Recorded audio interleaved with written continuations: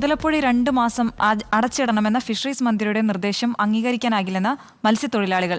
സമീപത്തെ ഹാർബറുകളിൽ വള്ളമടുപ്പിക്കുന്നതിന് ചെലവ് കൂടും. ഹാർബർ കമ്മീഷൻ ചെയ്ത് മത്സ്യബന്ധനത്തിന് അനുമതി നൽകിയിട്ടും അടച്ചിടാൻ പറയുന്നത് എന്തടിസ്ഥാനത്തിലാണെന്നും മത്സ്യത്തൊഴിലാളികൾ ചോദിക്കുന്നു.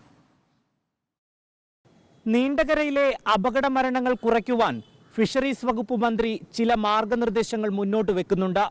അതെന്താണെന്ന് നമുക്ക് നോക്കാം. പൊഴി 2 മാസം കൂടുതലെടുക്കണമെന്ന് പറഞ്ഞത് 2 മാസത്തേക്കാണ്. ഇപ്പോൾ ഈ സീസണിൽ 2 മാസത്തേക്ക് അവിടെ പൊഴി, കാരണം ഇപ്പോൾ നമ്മൾ 9-ാം തീയതി മുതൽ ട്രോളിംഗ് വരുന്നു. അപ്പോൾ ആ ഭാഗത്ത് ഉള്ള ബോട്ടുകൾ അല്ലെ വള്ളങ്ങൾ അത് ഒഴിവാക്കുക. വിഴിഞ്ഞത്തും കൊല്ലത്തും നീണ്ടകരയും ശക്തികുളങ്ങരയിലുമായിട്ട് ഈ ബോട്ടുകൾക്ക് പോയി അവിടെ അവർക്ക് മത്സ്യബന്ധനം കഴിഞ്ഞ് തിരിച്ചു വന്ന് സംവിധാനം ഒരുക്കുക എന്നാണ് ഞങ്ങൾ ഉദ്ദേശിച്ചത്.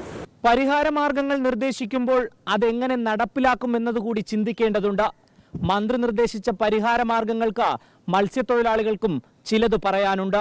ഈ ഹാർബർ അടച്ചിട്ട് കഴിഞ്ഞാൽ ഞങ്ങൾക്കുണ്ടാകുന്ന നഷ്ടം, ഞങ്ങൾ കൊല്ലത്ത് പോയി പണിക്ക് പോകണമെന്ന് പറഞ്ഞു കഴിഞ്ഞാൽ ഇന്ന് ഇന്ധനത്തിൻ്റെ വിലയോ വാണം പോലെ കുതിച്ചു വരുന്നു. അതോടൊപ്പം തന്നെ കേന്ദ്ര സർക്കാർ നൽകിക്കൊണ്ടിരുന്ന സബ്സിഡി മണ്ണെണ്ണ നിർത്തലാക്കി. ഇവിടെ 80 രൂപയ്ക്ക് 90 രൂപയ്ക്ക് മണ്ണെണ്ണ കിട്ടുമ്പോൾ സംസ്ഥാന സർക്കാർ വിൽക്കുന്ന മണ്ണെണ്ണ 105-106 രൂപയാണ്. കൊല്ലത്ത് പോകണം, വിഴിഞ്ഞത്ത് പോകണം. ഒരു ദിവസം ചിലവെത്രയാ?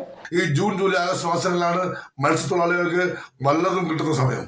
ഈ സമയങ്ങൾ അവർ അടച്ച് വീടുകളിലിരുന്നാൽ അവരുടെ ദൈനംദിന ജീവിത രീതിയും മക്കളുടെ പഠിപ്പും ഭവന വായ്പകളും കടബാധ്യതകളൊക്കെ ആര് നിർവഹിക്കും? സർക്കാർ നിർദ്ദേശിക്കുന്ന പരിഹാര മാർഗങ്ങളൊന്നും അംഗീകരിക്കാൻ കഴിയില്ല എന്നുള്ളതാണ് മത്സ്യത്തൊഴിലാളികൾ മുന്നോട്ട് വയ്ക്കുന്ന വാദം. അതിന് ചില കാരണങ്ങളുമുണ്ട്. എന്തായാലും ജൂൺ മാസം 5-ന് മത്സ്യത്തൊഴിലാളികളെ ചർച്ചയ്ക്ക് വിളിച്ചിരിക്കുകയാണ് സംസ്ഥാന സർക്കാർ. ഇതിലൊരു തീരുമാനമുണ്ടാകുമെന്നാണ് പ്രതീക്ഷിക്കുന്നത്. വീഡിയോ ജേർണലിസ്റ്റ് സബിനൊപ്പം reporter Rinu Sreedhar, in reporter, Thiruvananthapuram.